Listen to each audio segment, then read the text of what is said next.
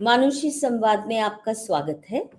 Welcome to the 16th October 2022 edition of Manushi संवाद।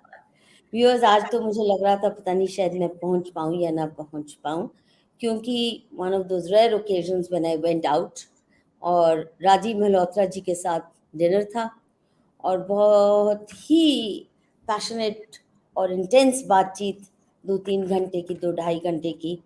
बड़ा मुश्किल लगा उसको बीच में छोड़ के आना, और जो हम बातें कर रहे थे वो यही सिर्फ नहीं थी कि अभी तक क्या हो रहा है, पर आगे भी मिलके हम क्या कर सकते हैं। But I had to leave that very important discussion for another very important program with our friend, with Professor Vamsee Juluri. आप में से बहुत से लोग इन्हें जानते हैं। वामसी जी, आपका स्वागत है। Welcome to this programme.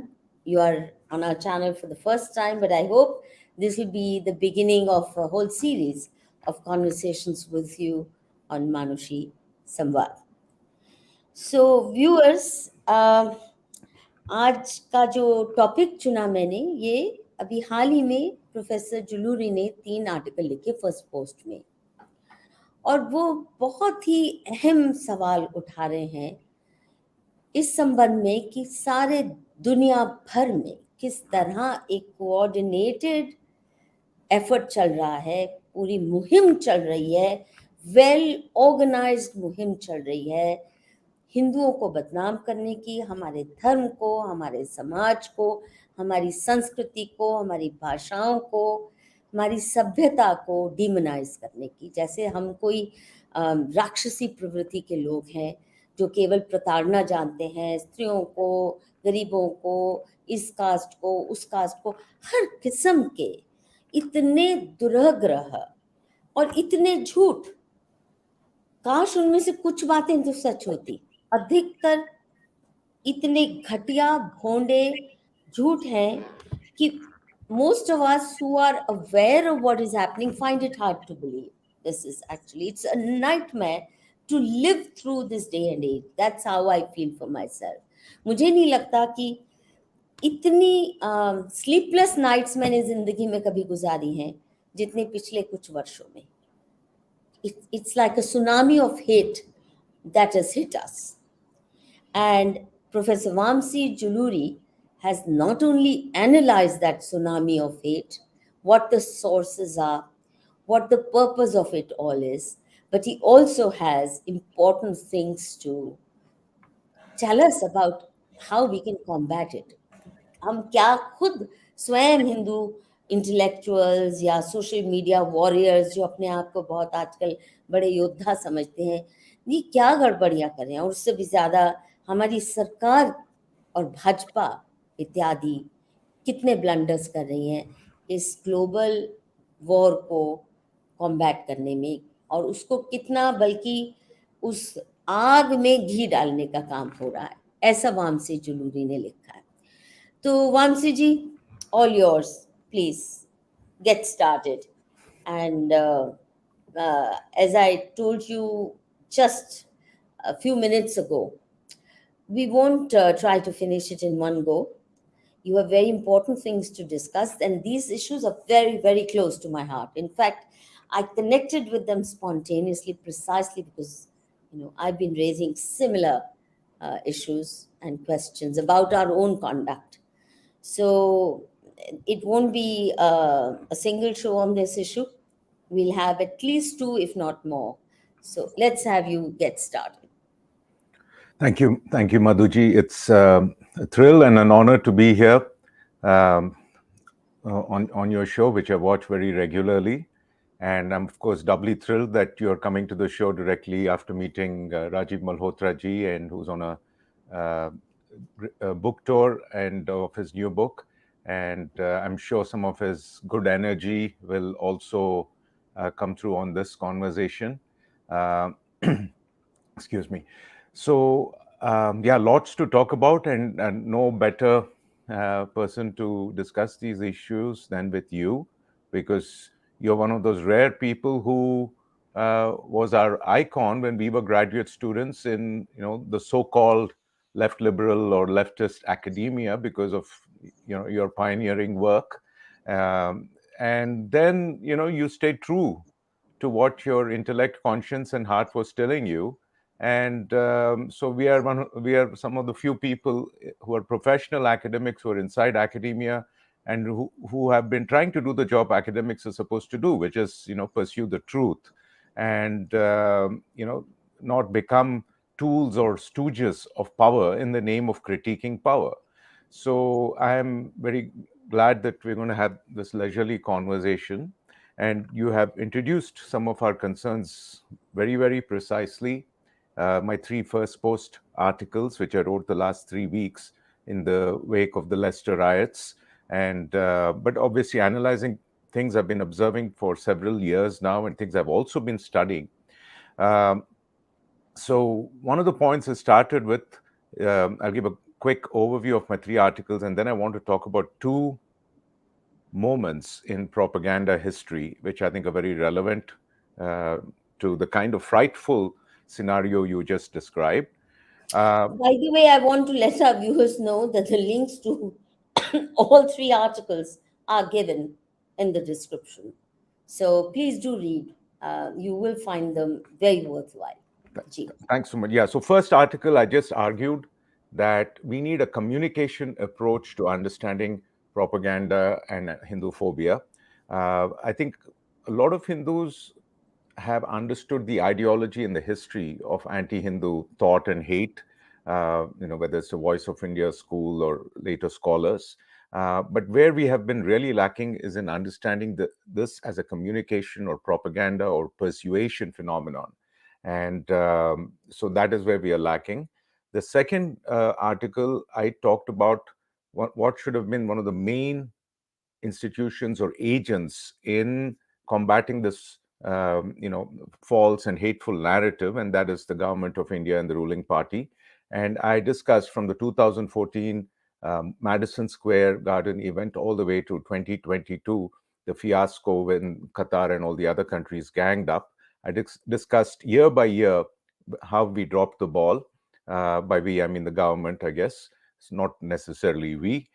But the third part is like all the Hindus who are on social media creating a lot of energy and noise. And what one of our big faults or loopholes there has been. So we can come back to those later. But the story I want to start with comes from the history of propaganda. And there are two examples I want to start with. Well, I was going to start with one, and then I discovered I had to mention both. The first examples has to do with the origin of the word propaganda itself. I mean, a lot of people are speaking about propaganda now, and we know what it means.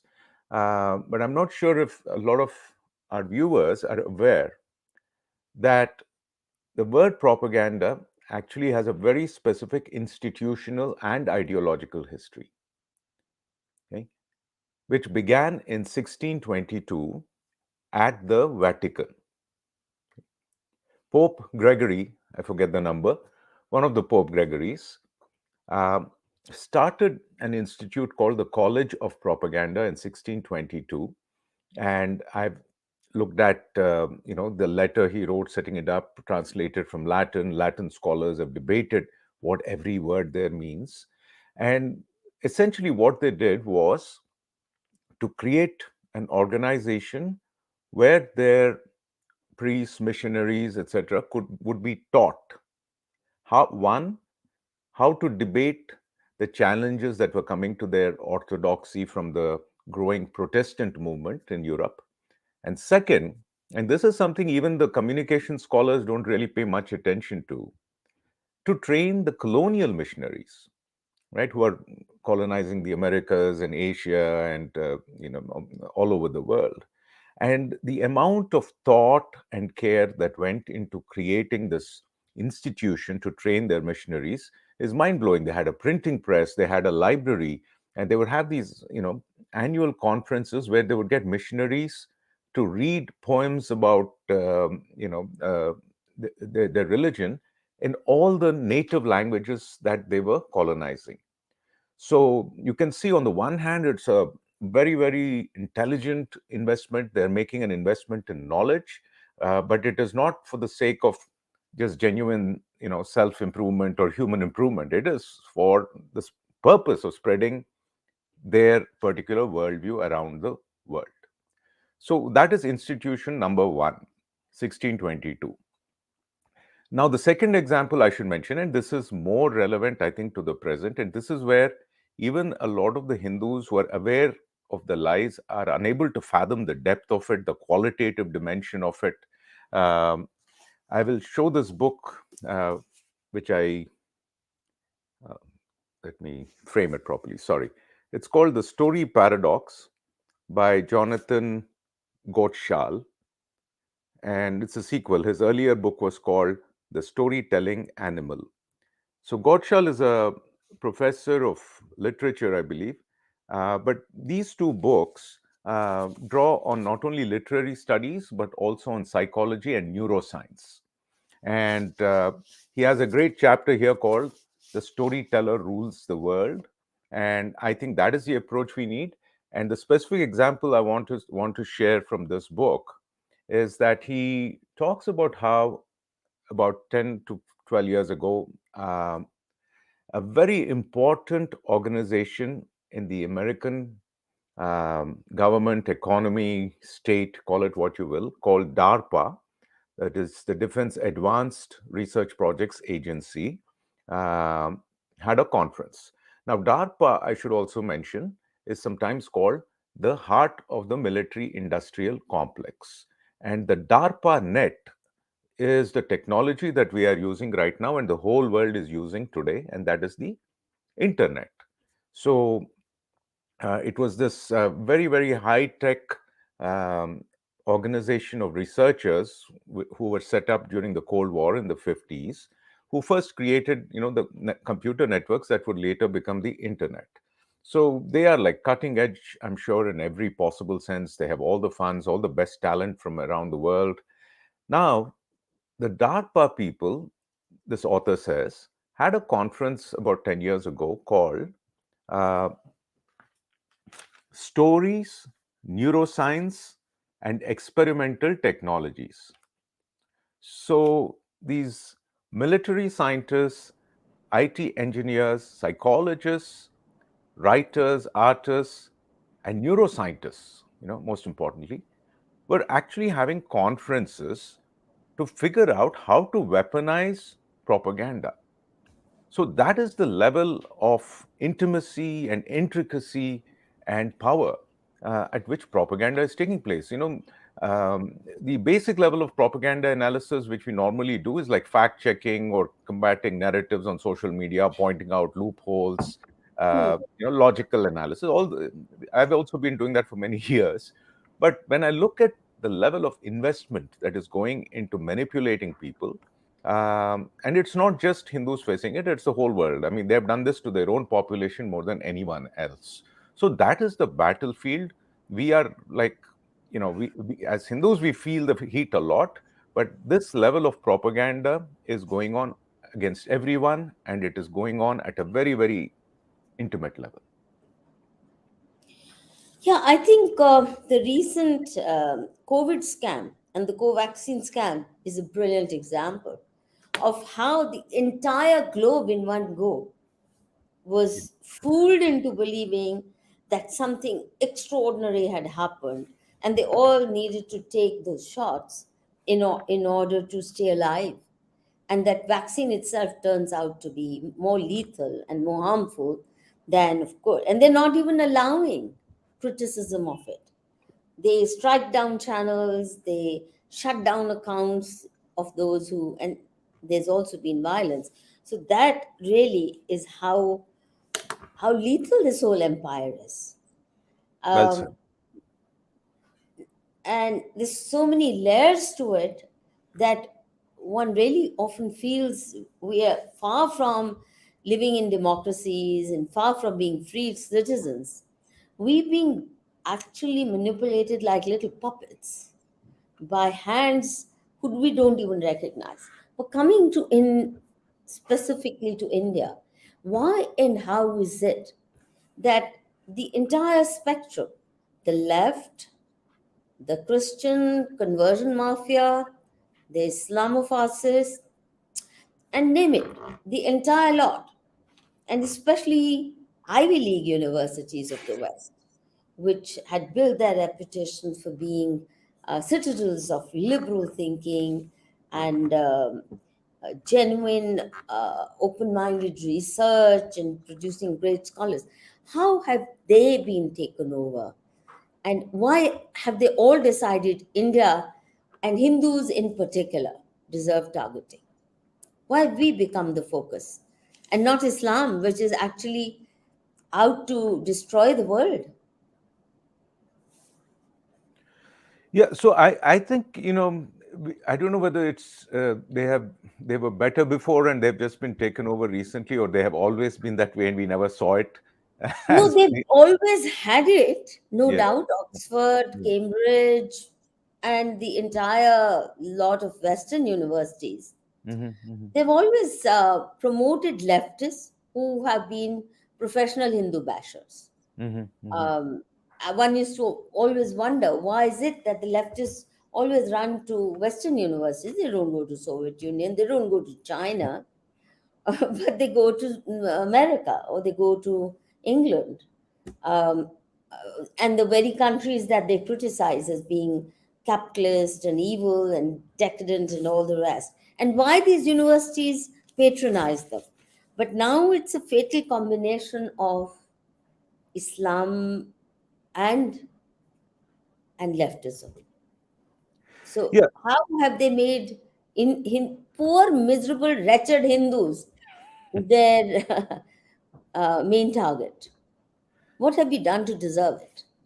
So, Madhuji, I am starting to look at this beyond left and right now, but and more in terms of a much vaster, multi-generational, experiential perspective, um, because uh, I think the core friction in terms of the hostility towards Hinduism is towards Hindu memory. And I think we are both strategically and analytically mistaken if we perceive the present wave of hatred against us as only a response to India's GDP growing, or Hindu Americans having good jobs and a few Indians being CEOs and MNCs. That is the general rhetoric, and as you know, in the third article, I criticized that a bit.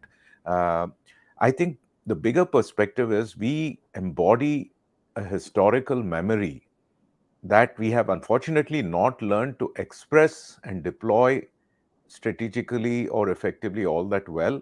But uh, I think a lot of interests and forces who are hostile to the rejuvenation of that memory, to the expression of that cultural memory, are trying to prevent it and destroy it, because it will not happen there will not be an Indian nationalist or Bharat in India great again. It is not going to happen at the day India is great again, the way in a proper sense, from a Sanatana Dharma sense, it is going to be a global revival of whatever they have kept destroyed and covered up for 2000 years.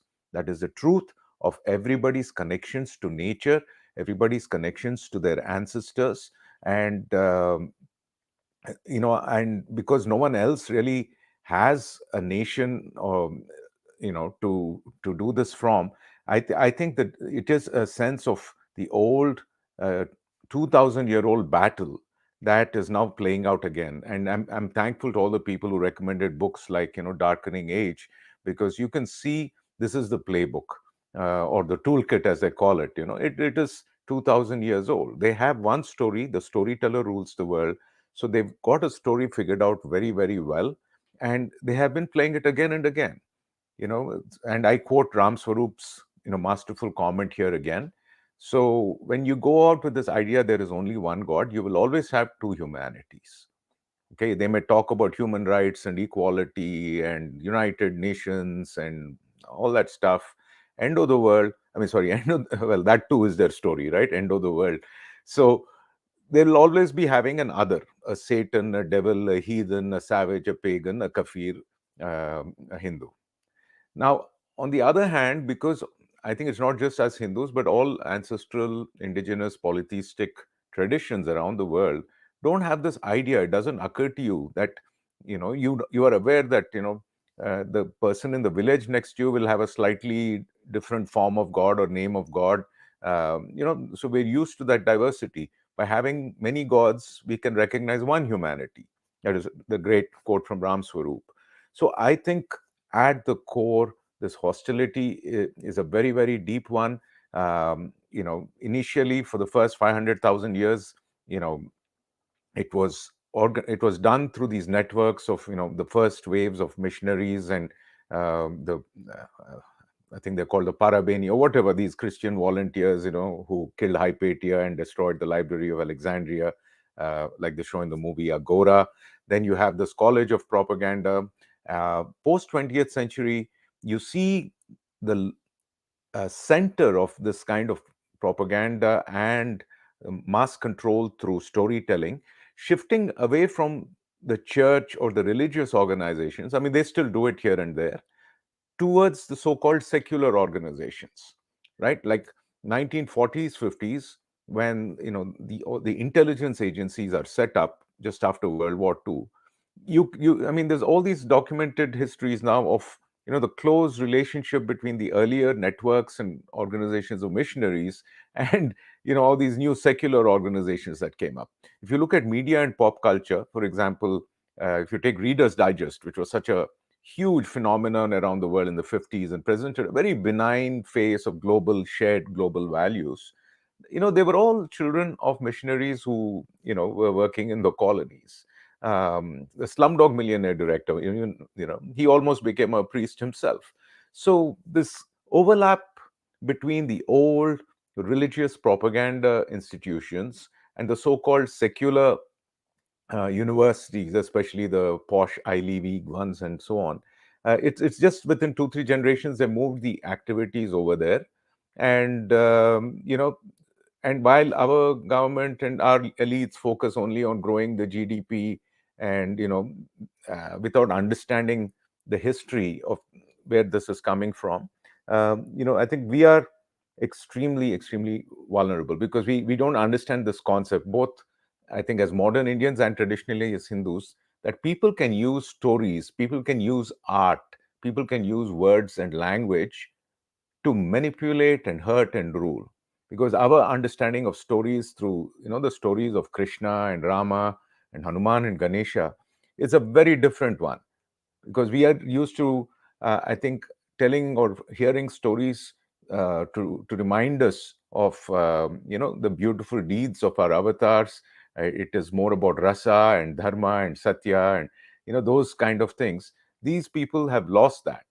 For 2000 years they have weaponized storytelling uh, just to rule others, and I think they see us as a bigger threat than we even understand ourselves. No, there's no doubt, because our stories are multi layered, fascinating, sophisticated, complex, and full of rich symbolic meaning, of multi-layered meanings. So what you understand by that story at age 5, Exactly. you enhance that understanding by the time you're 10, 15. You go back to the same story at 20 and then at 45, and which is why Ram Leelas, people never tire of them. Mhm, mhm. For thousands and hundreds of years, people are willing to watch that story because it brings new meanings, or even stories from the Mahabharata. But this weaponization, interestingly, has taken this dual sinister form. One is their own story, which is crude, gross, full of lies, but at the same time, they've deprived us, generation after generation, of being able to read our own stories. How many people today, in today's generation, young Indians, so called educated, would have read the entire Ramayana, in certainly not in Sanskrit. I mean, that you can count on your fingertips today how many people would have done that study in Sanskrit. But even Gita Press version of Ramayana or Mahabharata with Hindi translation, how many would even know that there's a Tulsi Ramayana and there's a Valmiki Ramayana and there's Kamban Ramayana? There are hundreds of versions of Ramayana. Our people actually have lost access to those stories because of this Macaulayite education. So then our brains are filled with that garbage, and therefore it's easy to deprive us of our own stories and fill their own Baba Black Sheep, have you any wool sounding far more attractive for our little kids. Or Mary had a little lamb than the kind of exercises in rote learning Mm-hmm. traditional gurukuls emphasized or trained. They'd make you learn, they'd make little kids learn the entire Gita or the great bhakti poets. So you'd sing them, and that went into your memory and compare it to what they filled our heads with. So the point that I'm trying to make is A, they made us lose access to those stories because of the dominance of the English language. And therefore, any story they feed us seems more credible. Am I right? Because uh, my grandmother's generation would not have as easily uh, bought these, Exactly. Exactly. you know. Yeah. They were rooted in the language and culture. Yeah. But the modern generation, not just the English speaking elite, but even those studying in government schools, they're not even getting good vernacular education or good education in their mother tongues, leave alone any other language. So they've actually produced mass produced linguistic cripples. And if you're a linguistic cripple, how do you make your own stories attractive or even tell your own stories?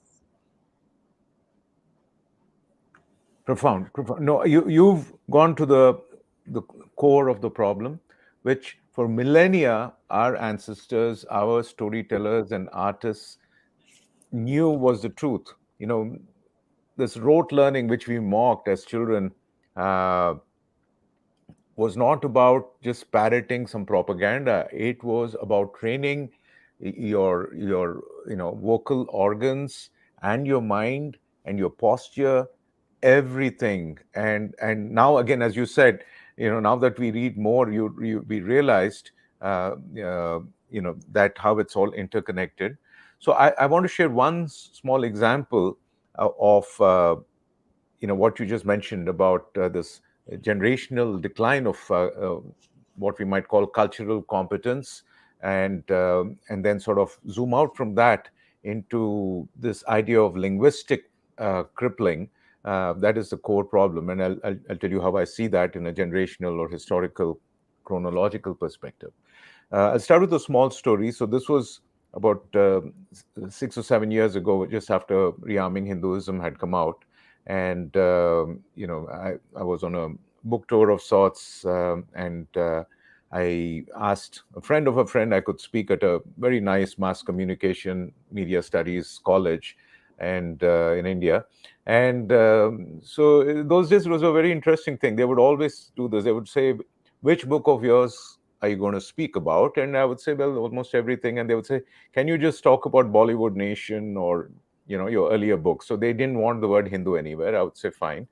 And I remember in that conversation, very bright kids, and again, this was a fairly elite college, and you could see probably like top MNC executive IAS type kids, and a few of them were very tuned into what I was saying, and a few were considering what I was saying, even though they were probably very, very leftist or something, because I always speak from that perspective, having gone through that whole Marxist education myself and having been mugged by reality very slowly, not all at once, maybe.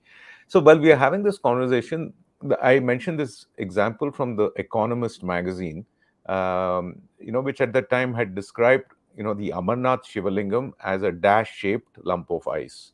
And I critiqued that in Huffington Post, and there was a discussion, and then there were a couple of students who said, "But that's what it is. It is a dash," you know. And I said, and then we went into a discussion, and how do you know that? And they all mentioned the name of one author, um, very popular modern author on mythology. And then I didn't want to get into a argument about that. Didn't want to hurt people's feelings. So I just said, okay, here's a question. So when does anyone in your house go and actually do abhishekam to your temple Shivalingam on Monday or whatever? And some people said yes. So your parents, no, not parents, but grandparents. So already you can see that generational change happening. So I said, just picture this: when your respected Dadiji is going to the Shivalingam and offering puja, is she thinking that this is Lord Shiva's dash? And they all stopped, and because I forced them. This is the thing about storytelling or fighting propaganda. You force people to suddenly rethink their assumptions. So now the funny thing that happens, Madhuji, one or two students I think got my point, that that there are ancestral ways of looking here which are being erased because of this new advent of print propaganda. um, you know but one student actually said, "Oh, I need to educate my grandmother." Okay. Oh, see, my grandmother doesn't know. So I need to go and tell her that, does she know, like, actually. So, there are so many things that are happening here. I've also been writing and reading about, the complexities of generational um, cultural and political experiences. I actually made a small video on my YouTube channel called What Are India's Generations? And so, like in the West, we have boomers, Generation X, millennials, Gen Z, etc. So I made my own proposal that in the last 100 years, each cohort in India, what, how could we describe them? Like, my parents, I would say, maybe are Gandhian generation, because when they were growing up, Gandhi was a big hero. And some of my older cousins, I would call them Nehruvian generation, because when they grew up 50s, 60s, it was, the Nehru influence, secularism, etc. So all the way to the present. And I end with this debate whether it should be called Modi generation or UPA generation, because just in terms of who has a more cultural influence on the school children, etc. So given all this work I'm doing on generational change, and what I can see happening, and one of my friends who runs a school in Hyderabad was also telling me this. There is a tremendous sense of belief among people, I think under 20 or under 25 today, that their generation marks the pinnacle of intellectual achievement. And I know it's easy for us as older people to sneer at them. I don't want to sneer. It's our duty as, I guess, elders or soon becoming elders, to be patient and kind and understanding. I'm sure we also had our little, overconfidence moments when we were teens.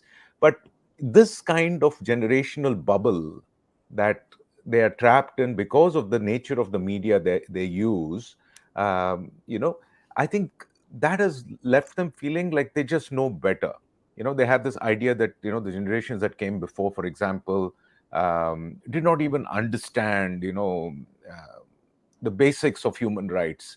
And so I think that kind of, they're being set up to not realize how little we know. I mean, we learn only, even now, I mean, the last 5 years, all I've done is discovered how little I know. And that has helped me focus more on where I can help, which is focusing on communication. So the last point I want to make here in this context, and it goes back to your point about people being linguistic cripples in every language. It's not just knowing one language or the other. There is a huge loss of competence. Like when we watch Telugu movies, I know everybody's praising Telugu movies, Bahubali and RRR, and now the new Kannada movie, which I'm eagerly waiting to see, Kantara and everything. See, it's true, we have a lot of cultural sensibilities and aesthetics still alive, I think, in some of the South Indian industries. But when it comes to language, like even a movie like Bahubali, the words don't really hit you. The words in Telugu, if you're watching it in Telugu and you're a native Telugu speaker, it's very functional. There's nothing really profound about the literature. So in everyday terms, I think the way this decline has happened in terms of language. Now, when I teach media history, uh, I used to find that most Western textbooks on media history really start with writing. They'll say the Egyptians invented writing, and then the Germans invented printing, and then magazines, newspapers, radio, TV, internet. That's the way they frame it.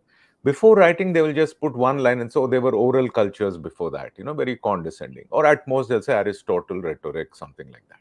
You mean But there's no mention of Sanskrit or exactly, Pali exactly, or Tamil or nothing? nothing. Nothing, because for them, before writing, it was all Jahil. Now I know, especially after reading Venkat Dhulipala's book on the, Muslim League propaganda of the 40s, I have suddenly realized that word is very important to understanding where these storytellers are, what their story is all about. Their story at the root is about breaking from the past. That is why the past is barbaric or it doesn't exist. And for us, past is, in our Hold body. on. Yeah, Past is part of our DNA. exactly. And not only the past is part of our DNA, the present in nowhere matches or comes anywhere close to. I mean, the modern form of democracy, the best of them, doesn't come close to the notion of Ram Rajya or the ruler ruled relationship as discussed or explained in Mahabharat by Bhishma Pitama on his Shayya. You know, what are the duties of a king? And compare it to what European notion of kingship or the Islamic notion of ruler ruled relationship is. And it's like we're not even the same species. I think what I'll, uh, I think what has happened is we often think, most modern Hindus tend to think, oh, our natural technological scientific progress was interrupted by colonialism. Otherwise, we would have invented space travel, all that kind of stuff. I think actually it's the other way around. I think the natural evolution or spiritual, intellectual, organic growth, or that the whole world was going through, which was largely to live and let live in different ways, was interrupted because of this the rise of the religious imperialisms. And I'm so instead of thinking that we something about us was interrupted, now I actually think something about Europe was interrupted, something about West Asia was interrupted, when overnight they just destroyed the relationship not only to their ancestral gods and ancestors but to nature itself. And now they're going around climate change, this, that. Come on, of course, unless you re-examine your core beliefs, go back generation by generation, and you'll just see, it's just 2000 years that you've created this mess. Not only that, they call their own pre-industrial revolution medieval past as dark Exactly. ages. Yeah. Dark ages. I mean, that's how they describe when this linear view of history, which Yes. is that the previous generations were foolish, less evolved. We are at the acme of evolution, and the human race will go on like that. Whereas we have this cyclical notion, Yes. and we live by it because that's the only way we can make survive in this world. We know these bad days, the Kali Yuga will be followed by Satyug, and nothing is going to end with our lives. It is more to life than just this birth.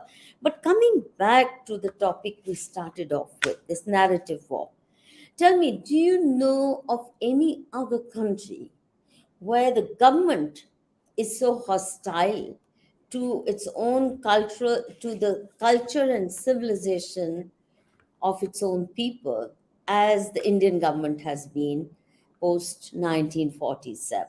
Each party, no matter which party in power, including the present day BJP, BJP may occasionally use symbols, Mhm. pay symbolic homage, tika and all that, rituals in the in the temples, to show that they are good and proper Hindus, but only when cameras are on. I mean, no real Hindu, no devoted Hindu would take cameras while performing a puja.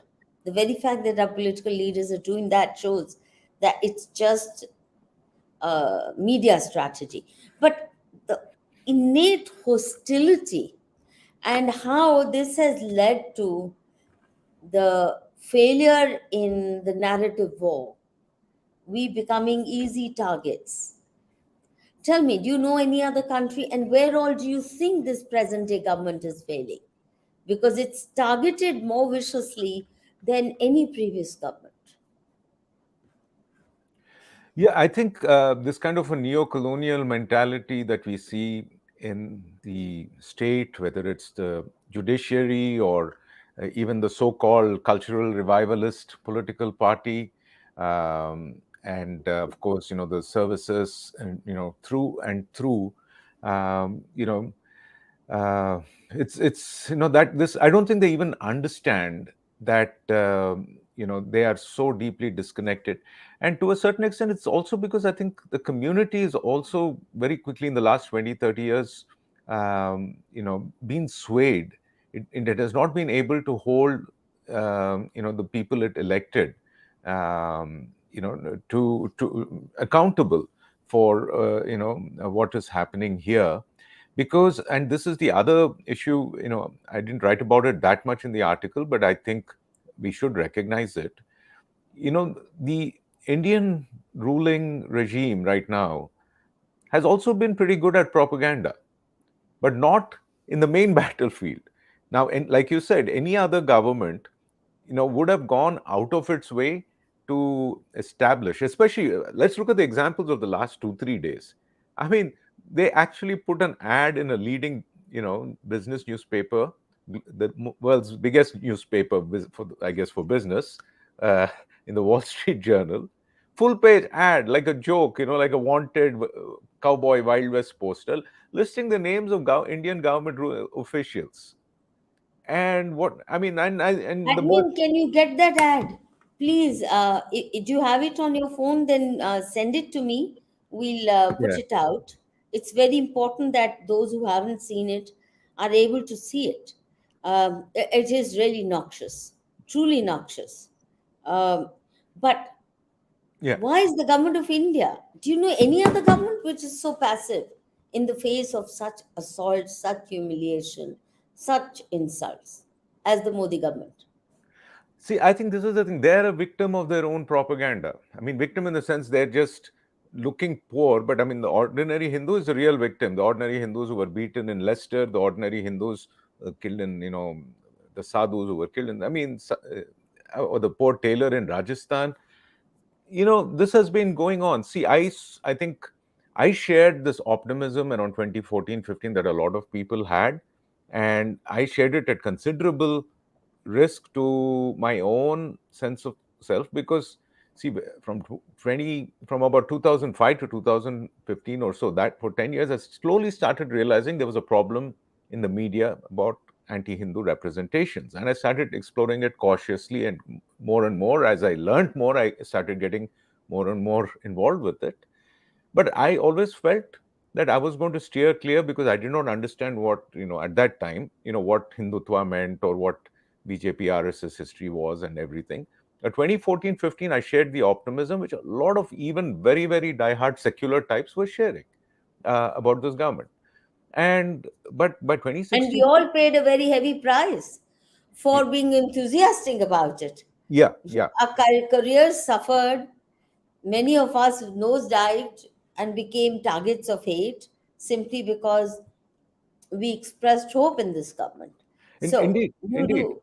Yeah, because see, I think, what I thought, one of the articles that really changed my thinking at the time was I read Conradell's article on Deen Dayal Upadhyaya, and I and he said, that actually integral humanism is sort of the philosophy they follow, and they said, oh, that explains why Modi ji talks the way he does, and he doesn't sound like an angry right winger. He sounds very, Gandhi uncle, and in the railway train having chai and telling stories.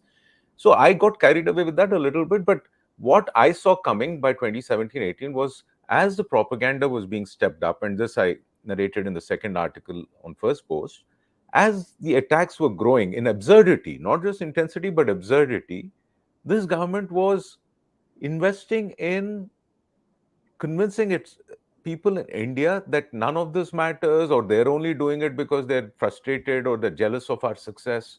So I think this is now And reached. that Modi is the most popular leader in the world, which means India has never had it so good. Yeah, India has risen high in global esteem. We are Vishwa Gurus.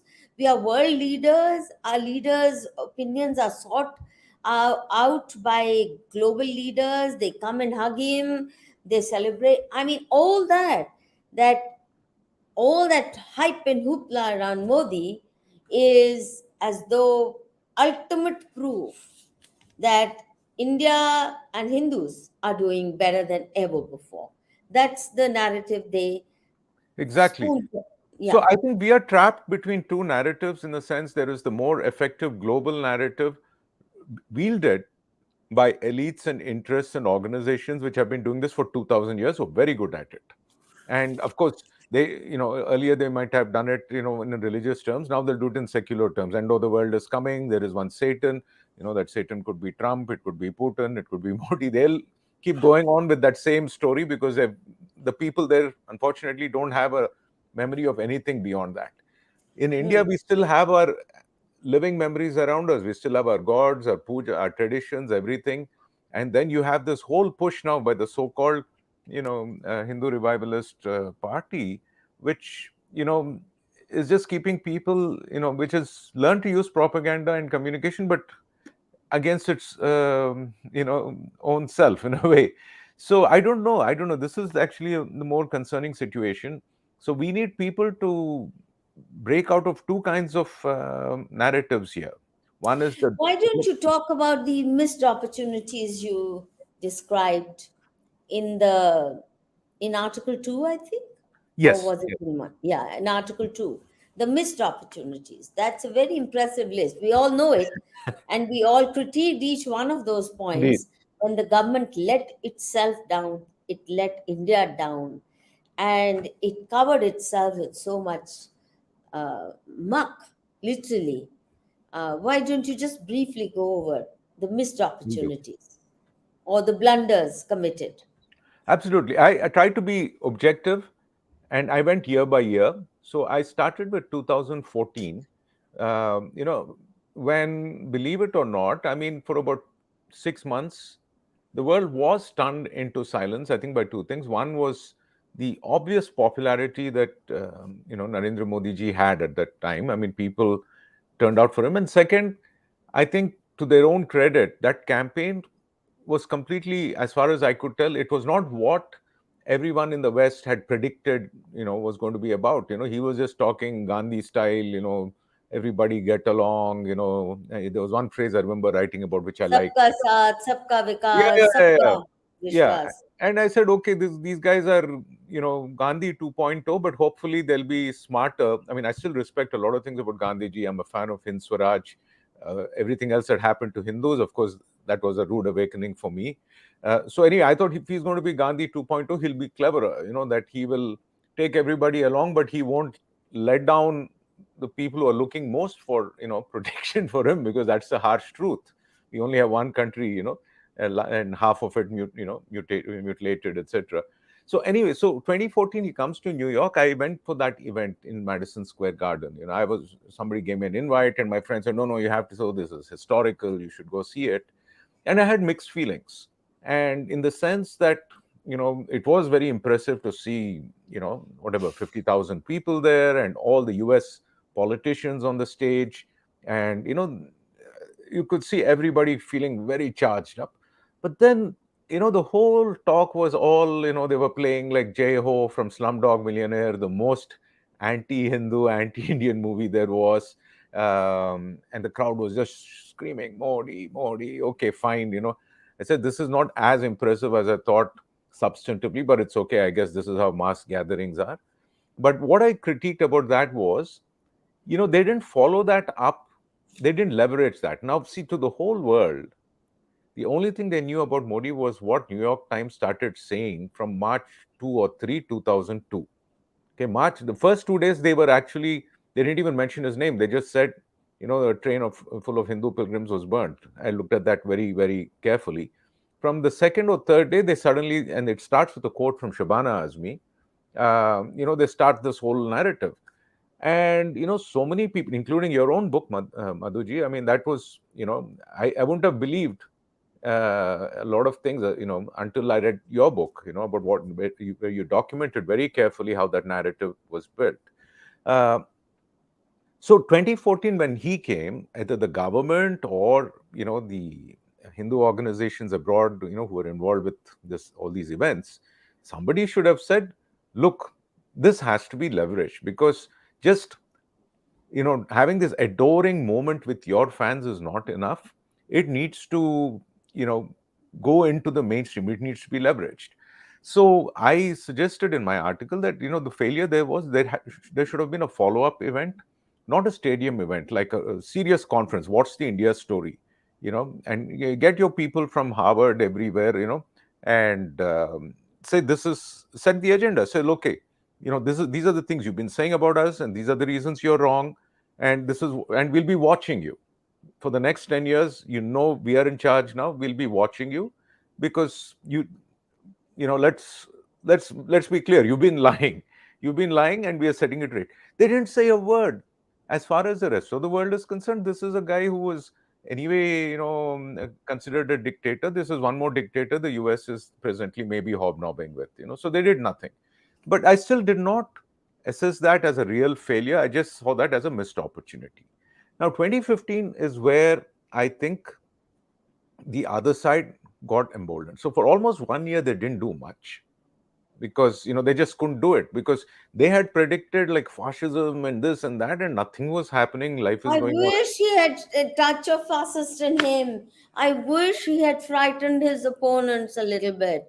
He started wooing them. He started bending himself backward to tell them how good a guy he is. You know. Yeah, yeah, The other thing, I don't know if you remember. Now that you were talking about it, it suddenly hit me.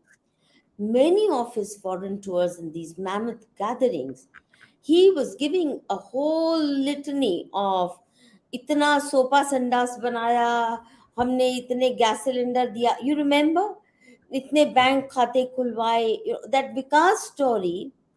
But in some ways you should be ashamed of having to go and say we are building latrines.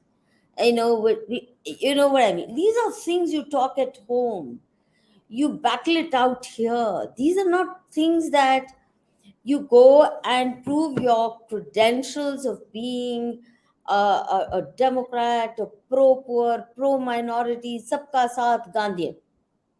That development story was also somewhat gross in parts, mm-hmm. and it was like a schoolmaster giving a lesson rather, and never any civilizational issues except Vishwaguru boast. That boast really started getting on people's nerves. Yeah. Now, coming back to the 2015 story you were going to tell. Yes. Yeah, I think, see, I'll tell you, and in fact, what you just said, Madhuji, is absolutely true. The deeper problem is the absence of aesthetic, creative, artistic sensibilities in this crowd. They don't have it. Maybe they're very good at doing social service, they're good at gathering, they're good at organizing bodies. Now we are living in a communication age, and communication age from that time till the present is the same thing. WhatsApp forward, so many vaccines were given, so many cases. You don't, I mean, what world are you living in? See, this book is, he didn't say statistician, he's saying the storyteller rules the world. Why is the Pentagon spending millions of dollars on weaponizing stories? They know it's no longer about just an evening report where you say 10,000 gas cylinders were given and people will say yay. Okay, you give your gas cylinders, you get your vote, you help the poor people. That is good. That's wonderful. But if you're not leaving, if you're not addressing, how people think, and human beings always think through stories, and there is no story here.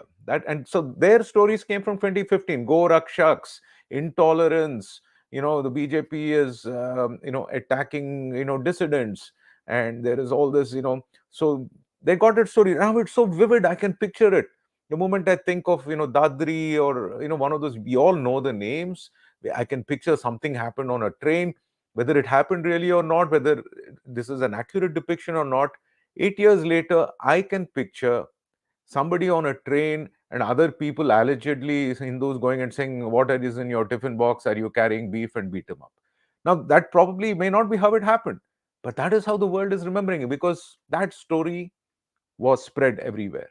Now, where is the story about Modi ji, and what he was doing? It's just, you're reading LPG gas numbers. That's not a story. No, he's calling them gundas. He Right, called the right. Go Rakshaks lumpen elements.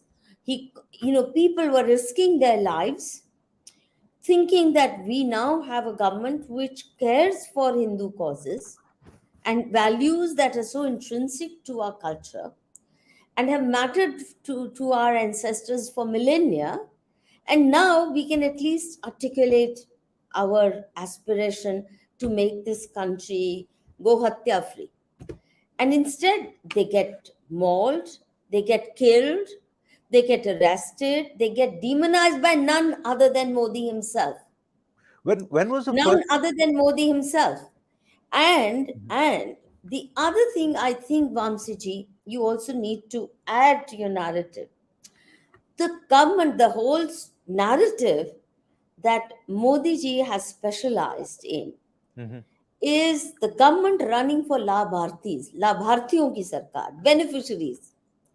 His mhm, entire narrative is about beneficiaries of this scheme. So many lakhs benefited from this scheme, so many lakhs benefited from that scheme.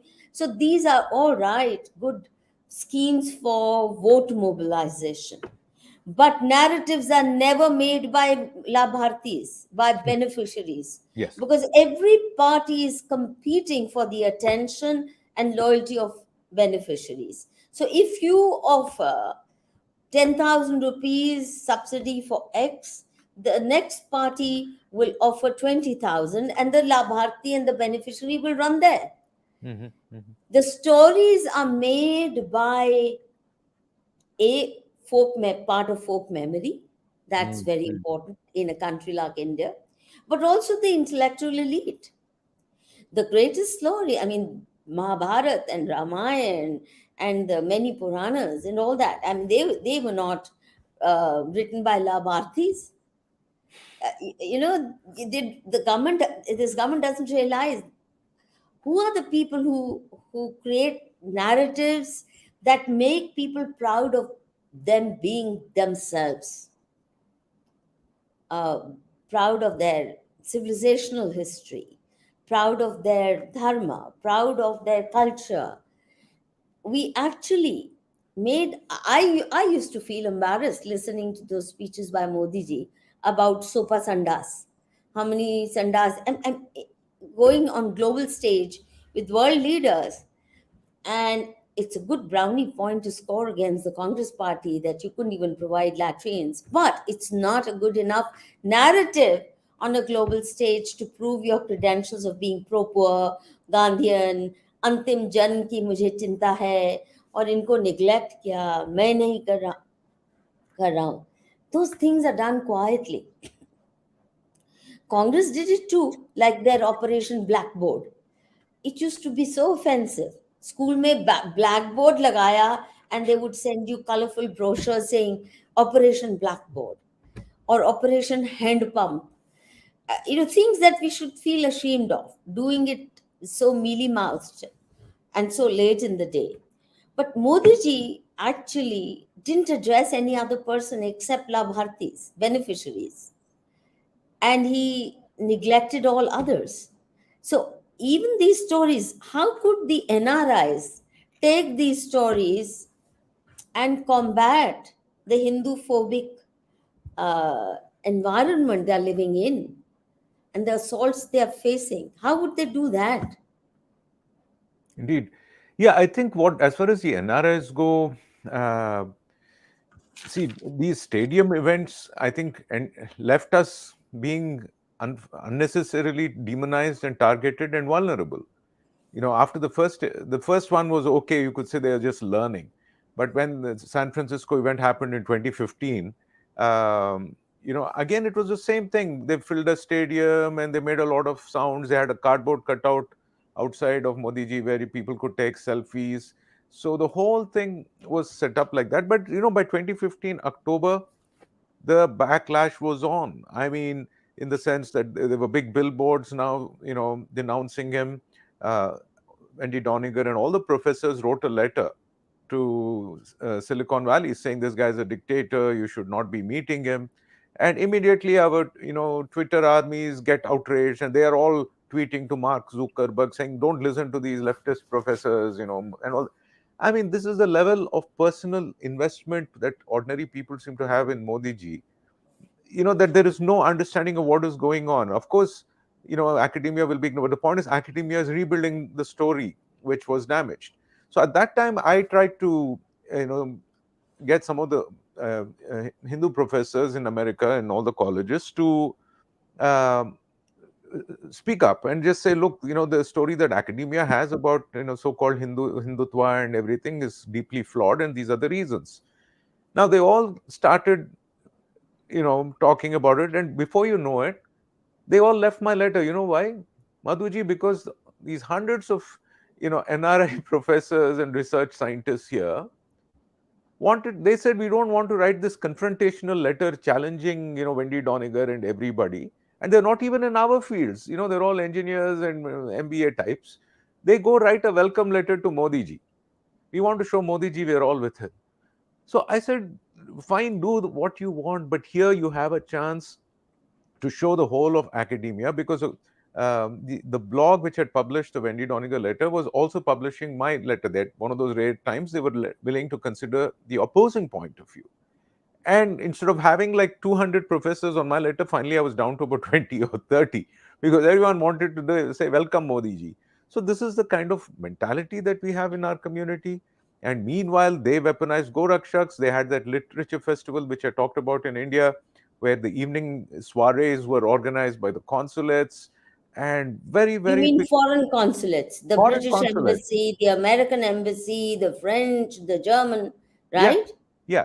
Now, I mean, they always do that, they always have these money, I guess, to support arts and literature, which is fine. But then who are the people who go here? It's the same people writing lies in New York Times. And so that is the difference between our government, our MEA, and the other guys. They're used to spreading their outreach. Our idea is some, clunky phrase, Azadi Ka Amrit Mahotsav, and let's have yoga day, where nobody except the same characters come. But sorry, to answer your question about NRIs, I'll tell you what happened.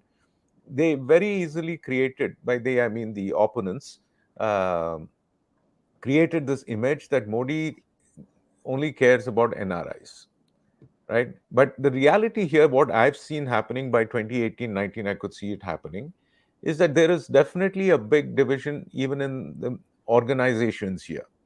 Like after one of the events that I went to, like this was much later, I think one of the consulate events, some of my friends, who are in the, non-Hindu organizations, like other cultural organizations, they're all saying, look, we don't understand these Hindu groups, because they just come and, the way they try to browbeat or bully you into everything.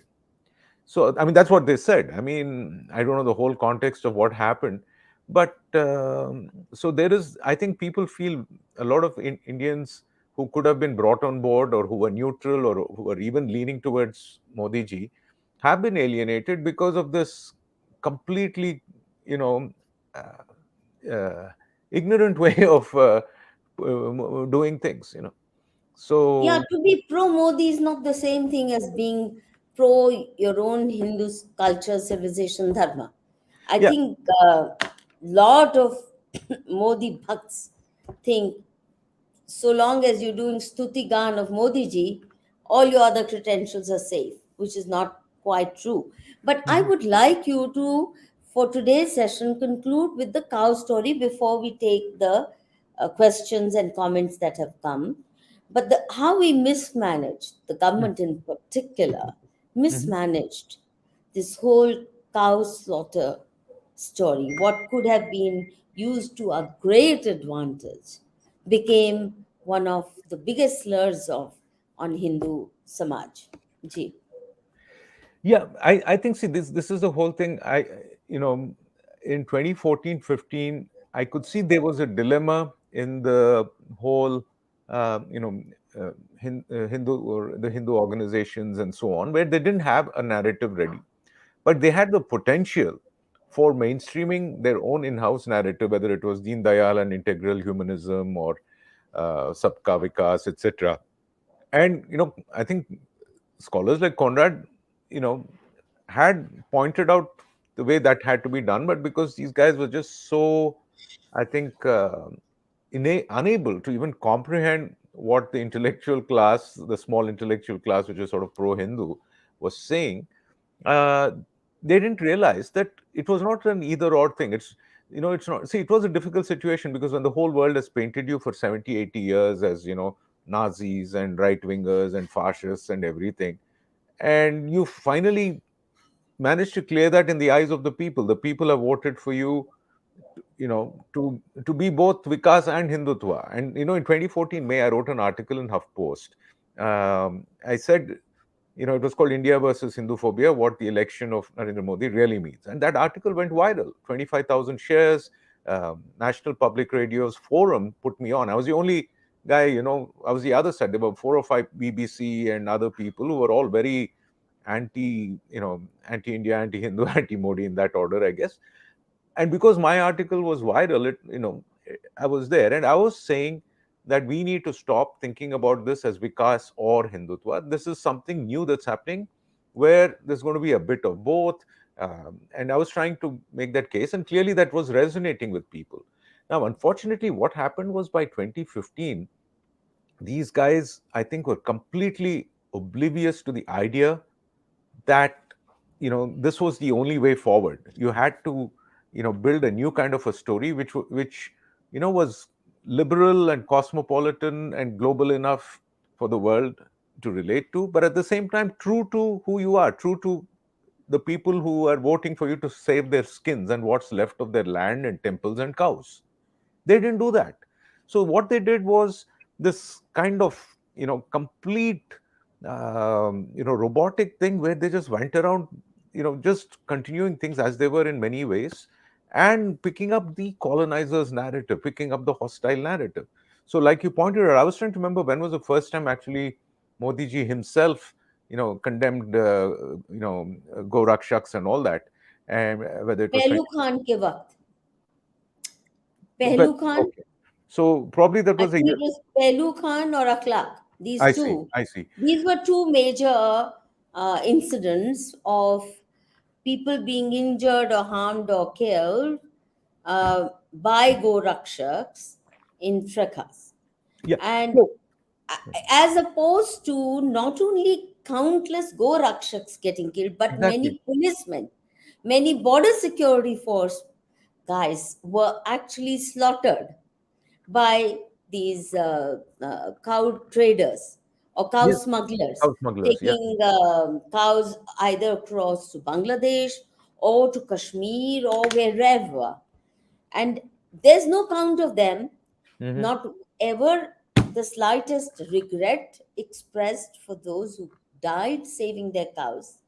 And for farmers, saving cows is not just about their faith, but also their farm economy gets devastated. Exactly. Yeah. Kill their cattle. Yeah. No sympathy for them. No sympathy whatsoever. Yeah, so Yeah. Yeah. No, this I, cannot be mismanaged. yeah, yeah. So, I think that at that time, because what was happening was also, this was the in-house propaganda on the so-called RW, right-wing Indian side, and they were, on this trip that somehow we are going to win the acceptance of the right-wingers around the world, and because everybody hates left liberals. So, this is my hunch. I think what happened was, they look, let's face it, they came to power the last 30, 40 years on this idea that India faces a threat, or Hindus are facing an existential threat, largely from Islamism or jihadism, whatever. So that for historically that has been who they are. That has been their core selling point. I mean, whether they admit it or not. Now the thing is, how do you maintain that in a respectable way in a world where you have to have diplomatic relations with everybody? And let's face it, also the last 20 years, they have put in millions of dollars into securing this idea of Islamophobia and making Islamophobia the biggest human rights issue in the world. So given all these things, there was a way it could have been done, but that they couldn't have figured it out. So instead, what they did was they figured, like, okay, maybe it is easier to target quote unquote left liberals. So they went into No, no, that but band. I think the Yeah. point you made in that article is Mhm. that they could easily have made common cause with animal lovers lobby, Exactly. Exactly. animal protection groups. And cow is not just another animal, it's an animal that gives you so much life sustenance. It's not like a dog who's good company, who's this, you feel good having a dog, but that's about it. Otherwise, you're cleaning its poo all the time. It's not a great asset. Yeah. But cow is, even to make people understand the economic asset that a cow represents for the farm Poor for economy, the poor. for the ecology, Yes. for Yes. organic farming, for pesticide free farming, chemical free farming.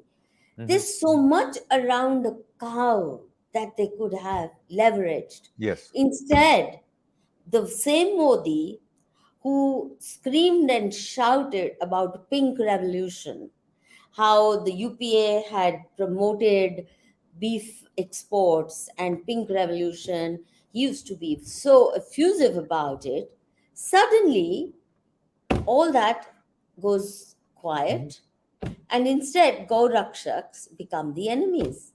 And beef exports start rising as never before. Nobody could make sense of it while they're getting abused for being. Exactly. Yeah. I mean, nobody could have done it worse. Yeah. Actually, I can't think of another example of somebody mishandling a great issue that could have gone in your favor and your culture's favor, your civilizational um, integrity is But linked to it. Madhuri, a small example, personal anecdote I want to share, Yeah. because I think maybe this is a small personal thing about why I at that time wrote so much about the cow issue, even though people were telling me, like, don't write about it, this that, because I was not auditioning to be anywhere in this circle of influence. I was just you know trying to Being figure out what yourself. exactly. And the last day of the 1991 parliament, I have to the Chandrasekhar government, that was um the time my mother was the member of parliament from Rajahmundry in Andhra Pradesh. And there was a total chaos, right? That one whole year in Delhi, there was chaos. There was Mandal riots, and then there was the masjid, then the Ram Janmabhoomi thing. So things were chaotic, and for me as a 20-year-old at that time, I was just baffled by everything that was happening. And on the last day before the parliament was actually dissolved or something, I think there was still one bill being considered that morning. Okay. And that was actually a cow slaughter ban bill that some grassroots people had done. And we were in our MP flat. My mother was inside, and the small group of people came. So probably February or March 1990, maybe 90 or 91, 91. Sorry.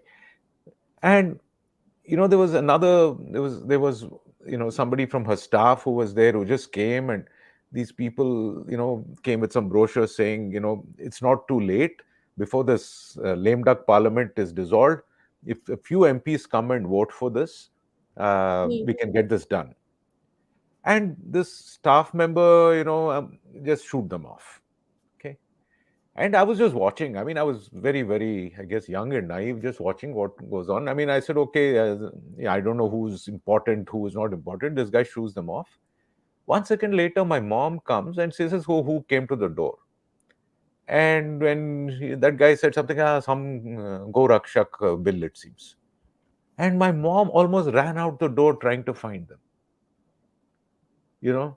So lessons from our parents, I did not know, but now I remember that 20, 30 years later, because I mean, now I think, my poor mother, unfortunately, who had only a 2-year stint because things, during re-election, crazy things happened. I mean, at that moment, she cared enough. And that Hmm. is who we are, and I just think, man, I wish maybe at that moment, if she had, spoken to those people, maybe she could have done something, and, they could have passed one more bill, just before they were dissolved. So that is the resonance that so many people in Indian life have with cow protection.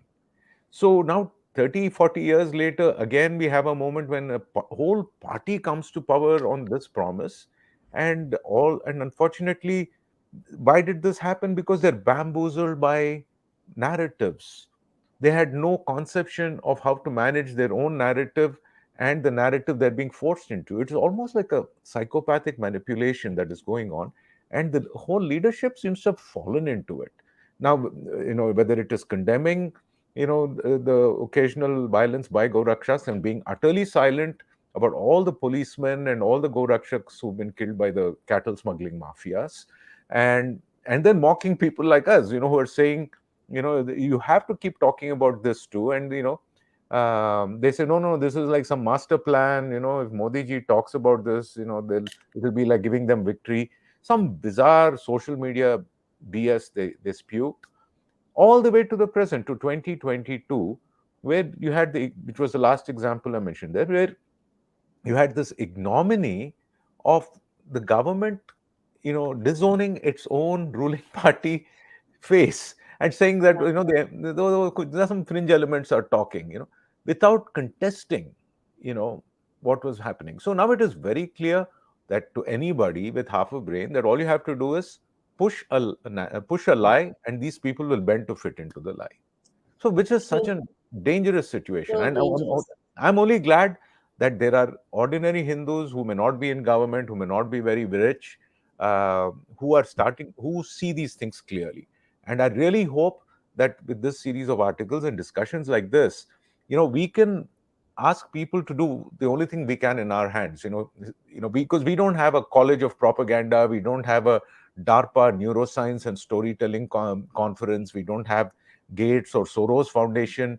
For God's sake, we don't even have a government, that represents us. But we are being made to take the guilt for all the real and alleged misdeeds of this government. And like fools, on social media, we all jump in. And one more point I want to mention about the violence against Hindus and the NRIs. I mentioned this in the article. When the sadhus were being killed, when the temple in UP, Bhayanaknath temple incident, there were so many incidents like this of Hindus being attacked, Gorakshaks or other sadhus, Hindus. And I've always wondered why all the big Hindu groups here in America, they never they never had a protest about Hindus being killed in India, because it's like, oh, it's our government, so we should not make it look bad. Hmm. That you hit the nail on the head. So You this, hit the nail on the head. yeah, they're trapped by And propaganda. No, they're also, stuck. Yeah, also criticizing Modi government over its inaction. They think that is being a traitor. That's being disloyal. yeah, But making the government do the right thing, that's our job. exactly. Now, to match your mother's Gauraksha story, I became aware of how much beef issue mattered to my mother when once I traveled with her to the US and we stayed at the house of an American friend in New York. And for the first 2 days, my mother ate nothing. She didn't even partake of the milk in the fridge to make tea for herself. She literally went quiet.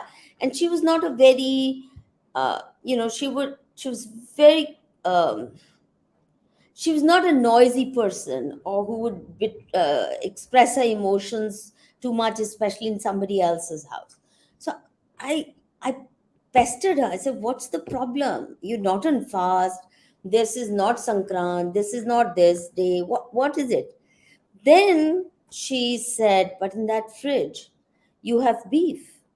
This Jewish friend had beef pastrami. It's very common there to make sandwiches with." So she says, "How can I eat from a fridge or take even a cold drink from there because it has beef. It hit me hard. It really hit me hard. So I told this to my friend. I said, I mean, she won't say it, but she got herself some fruit and she maybe eat that, but she wouldn't even make tea from that milk stored in that fridge. So he threw out everything, and the fridge was reloaded with fresh stuff. And that's when she started eating. I really, for the first time, I understood how deep that. And she just kept quiet over it because she was in foreign territory. And yet, I can see that, say, my nephews have lost that orientation altogether because their mothers are not so conscious. I mean, if you are Miranda House, St. Stephen's educated, JNU educated, then it's infra dig to bother about whose meat you're eating. Meat is meat, right? That's the cool way to handle life. But it did matter. They wouldn't eat from a kitchen where beef was cooked. They wouldn't eat from the hands of a person who cooked beef. That's the extent of horror that beef eating evoked among ordinary Hindus. And we've lost it all at great cost. Now we'll take some of the comments that have come. Siddharth says, we have to start at home. CBSE textbooks of social studies, civics in India are written by hardcore leftists like Bua, Yadav, Menon, and others like them, demanding Hinduism and demonizing and whitewashing the genocide of Hindus. क्या बोले सिद्धार्थ तुमको इस पे? You answer this. My heart breaks having to answer this question. Such questions all the time. Bolo.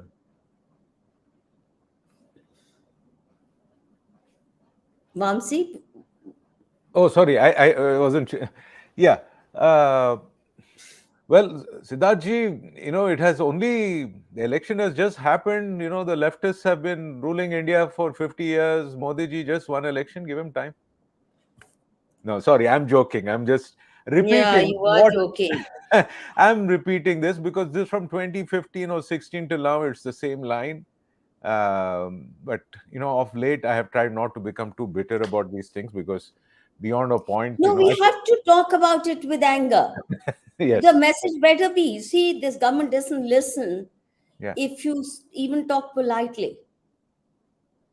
Yeah, no, I mean, I'm done trying to make a government listen, Madhuji. I am just grateful to have friends like you and viewers and listeners like Siddharthji over here. Siddharthji, to answer your question, I think we have to stop outsourcing any kind of action to people who have demonstrated they are the problem. Okay, so once in 5 years, if they ask you for your vote and you feel that is the right thing to do, fine, that is it. Our relationship with them should not be more than one day at the ballot box, I think, and leave it at that.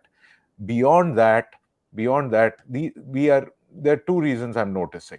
One is they don't know how to rule, and particularly don't know how to rule when it comes to mental issues, verbal issues, mind issues. And the deeper problem is they're a product of their lack is also a reflection of a lack, I think, in Hindu society, where we have not had organizations or institutions to defend, let alone propagate Hinduism. A very dear friend of mine, who's a parent of two small, Hindu girls growing up in Canada, tells me this very interesting story that, if you were to ask what is the name of Pope number 10, nobody will know.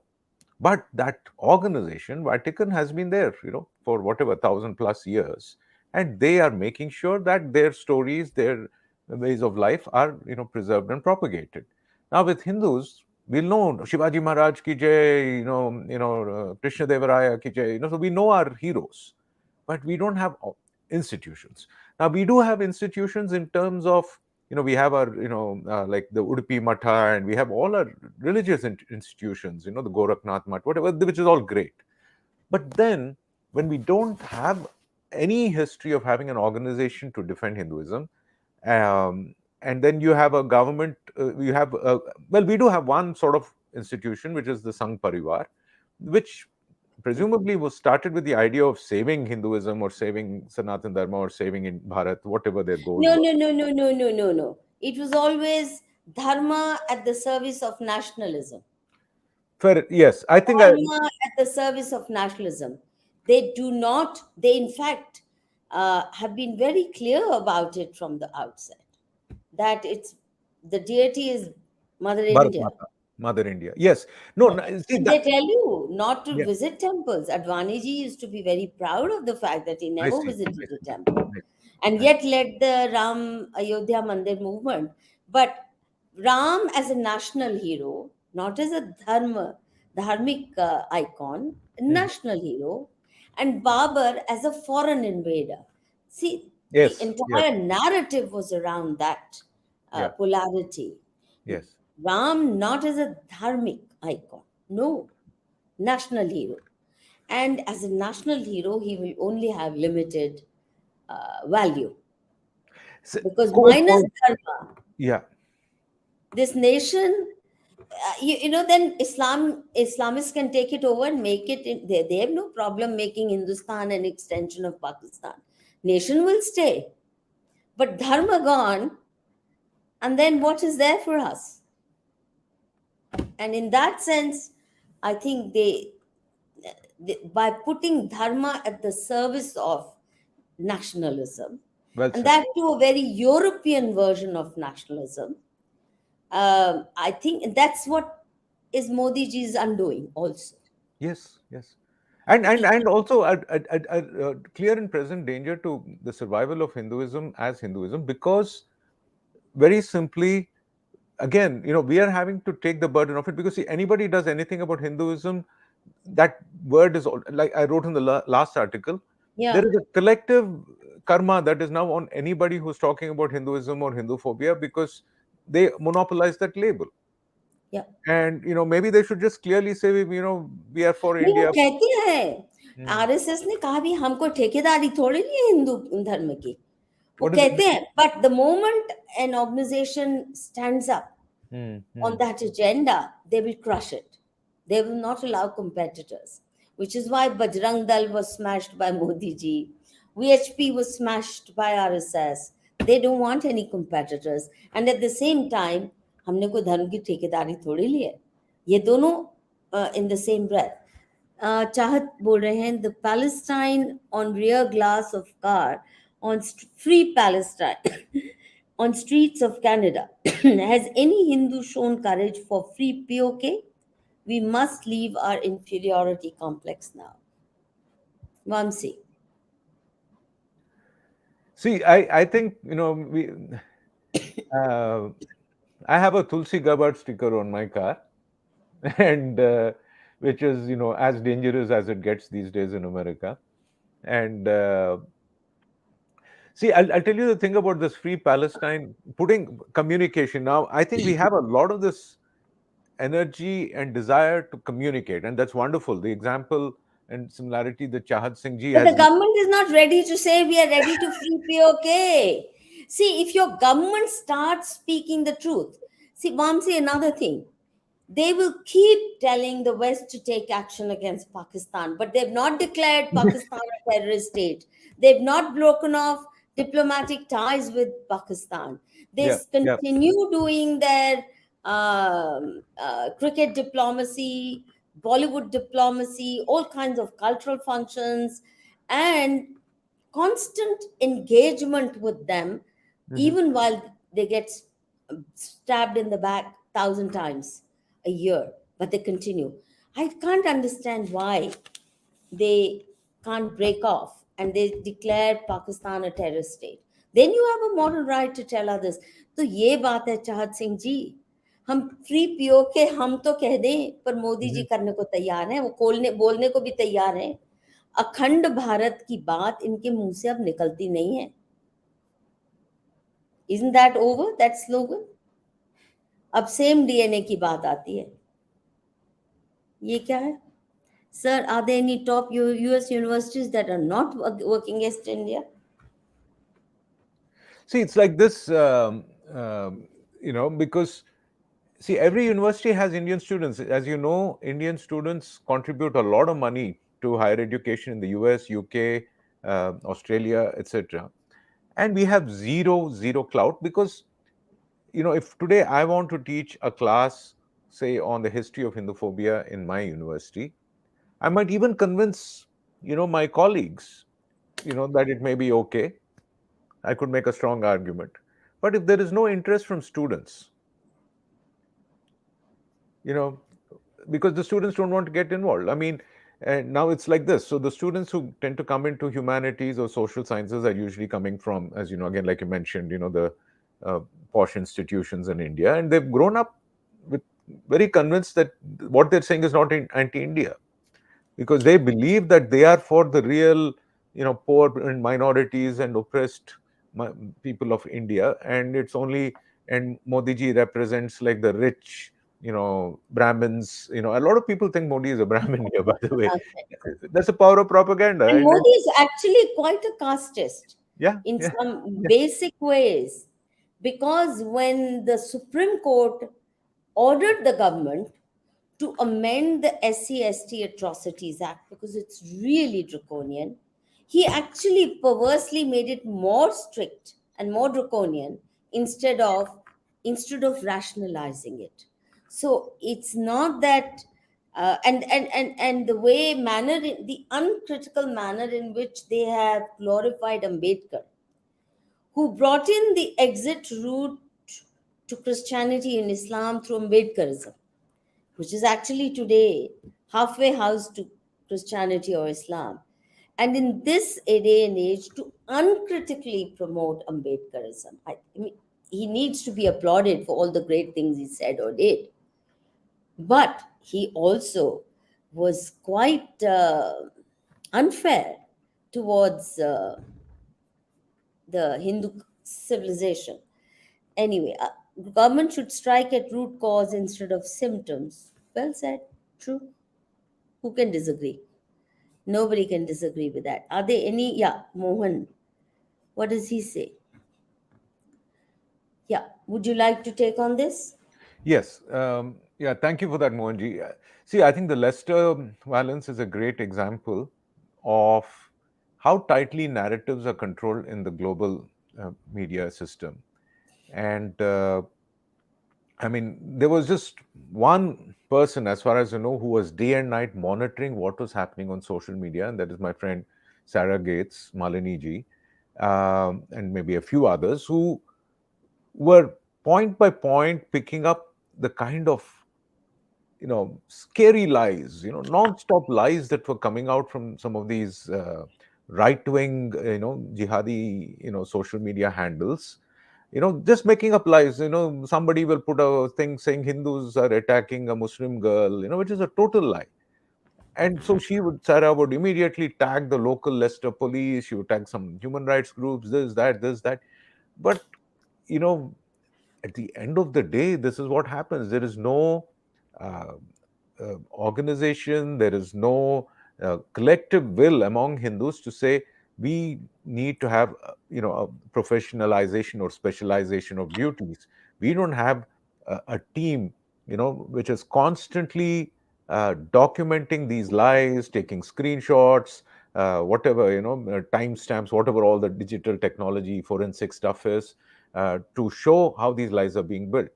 Now, if this chapter is closed, for the rest of history, the world will think of UK Leicester riots as, Hindutva coming from India and causing problems. That's it, because that is what chapter closed. See, not just here. If you ask me, the Modi government should have issued a white paper on it. It should have set up a website. It should have a website on attacks on Hindus anywhere in the world, and therefore document with precision what's happening. It could do that. But it didn't even do that when, for example, in 2014, you remember when Modi won the prime ministerial election, the first to attack him were Christian missionaries. Attack on churches. Mm-hmm. One case where a child threw a cricket ball perchance and a window pane broke. Attack on churches. Another case where the cradle or something got burnt, slightly burned due to electric short what do you call it? Electric shortcut. Oh no, Short what's circuit. the short Short circuit. circuit? Yeah, they called it attack on churches.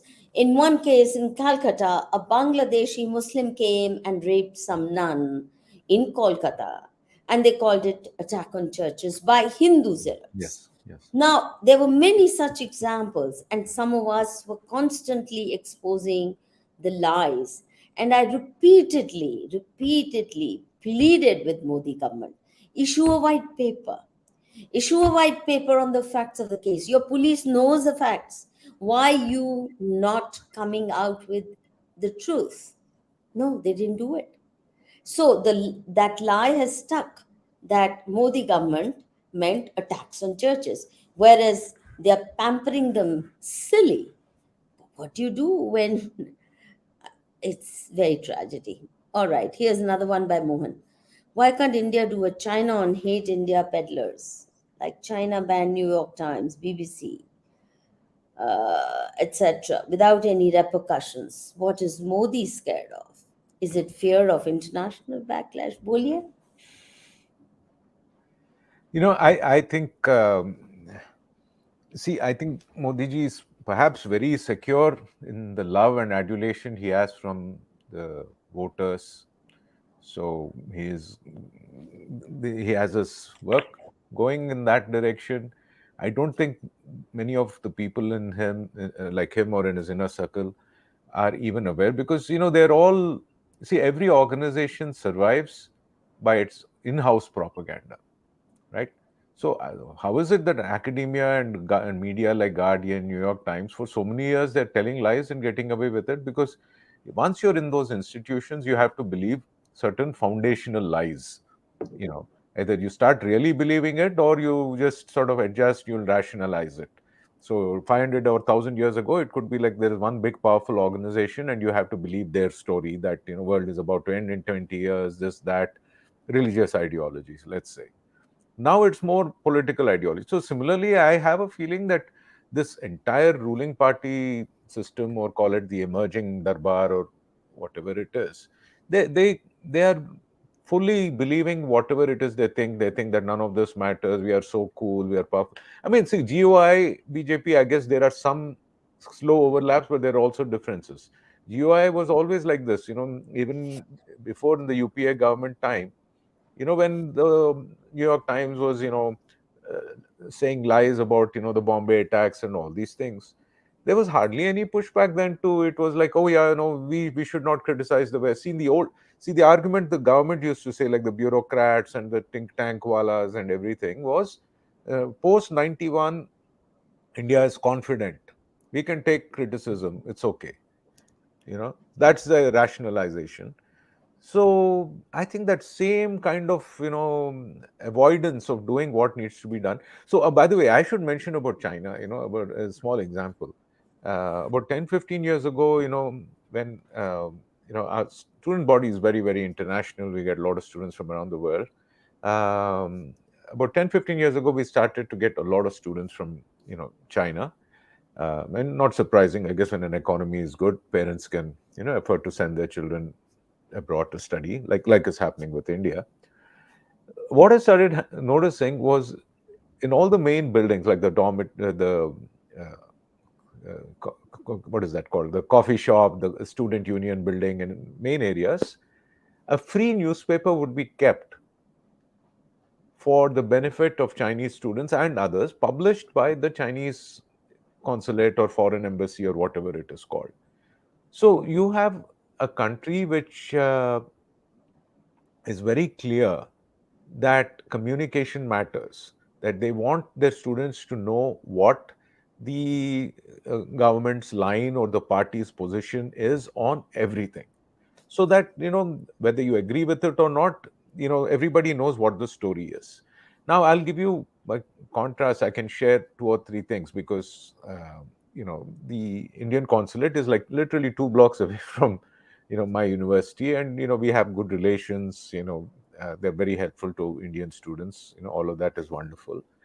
um, I mentioned this idea over the years many times, that this is the level of investment that the Chinese government has in making sure its students are kept informed. Now, one of the low expense ideas I gave to everybody I knew or indirectly knew in MEA or the consulates or embassies 2 3 years ago was, I said, okay, you guys are stuck. You can't get the money for creating the Indian Al Jazeera or Indian BBC or whatever. There was some talk about that 8 9 years ago. They never did it. Uh, since nobody really wants to do that, here is a low expense idea that you can do. I said the MEA can bring out a high quality monthly newsletter which responds to all the stories about India in the world press. Okay, so Hmm. you have a full-time editor, a small staff, and you have a board of writers who are experts in each field. Like it could Hmm. be like human rights, it could be economics, it could be health, communication, etc. And what you do is every month, so this is a roundup. Okay, this month New York Times had an article about some X crime, and they called some crime a crime because of caste. So what does an expert say? So you get a professor, who is balanced, who's neutral. There is about 10 or 20 of us, not more, all around the world, to write. Also get something, so have a team, and then distribute that email via email or by mail, whatever, to all the NRIs and all the other embassies, so that at least the facts are being set right. So even that nobody has done. So India will forget throwing anybody out. These guys are absolutely, I think there are two. Uh, Not only that, I think Vamsee, if Indian consulate were to start putting Indian newspapers there, you will grow up to hate India more. Indian Express, the Hindu. So it's actually so depressing to read these papers because they're also agenda driven. Can you think of one national newspaper which gives you anything to be happy about? No. So we really, and you're right, if they couldn't shut down NDTV with its open and shut case of scams, 5,000 crore scam, it was and UPA government had actually during UPA government the NDTV scam was discovered, action initiated. Till date, no action. They're going to shut down NY Times, BBC. Forget it. Chalo. It isn't just don't get it. Yeah, we've already yeah, handled that. yeah. I think there's the last one. Unless there is any other admin, if there's any other, please bring it. But I have whatever I noticed, I've already brought on the screen. Let me add one more point while we wait, Yeah, Madhuji. yeah. On Let that that be note, your concluding yeah, comment. yeah. So I think a lot of questions are rightfully, as in a democracy, citizens are asking their government, why have you not done anything about it? And that is fair to Hmm. ask. Um, I think we have to recognize a harsh truth that the Hindu society is in a exploited relationship with every modern institution there is, including the government of India, including the BJP, RSS, etc. Because even if, as individuals, there are good people who want to do seva, whatever, organizationally, institutionally, they have inherited the civilizing mission, the anti Hindu civilizing mission. Okay, one of the examples I mentioned in, I think, the second article, right? The other, in terms of a big communication failure, was the 2018 World Hindu Congress they had in Chicago, which was so Oh, easily upstaged by three or four, college kids who staged a yeah. protest and called them fascists and got all the press.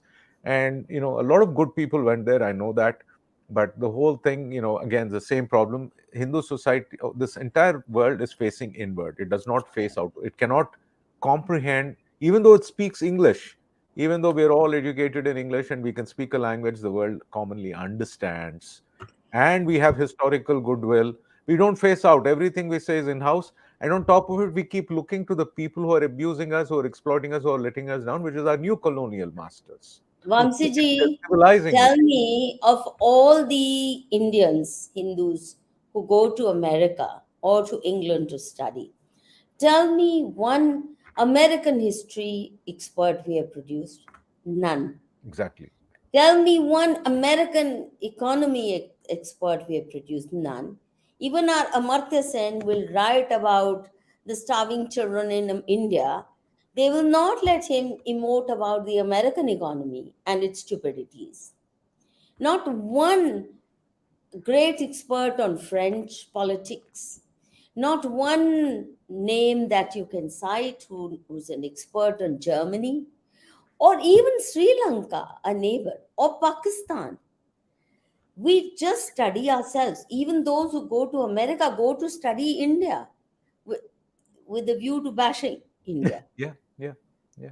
So, how are we going to engage with the world when we don't study the world?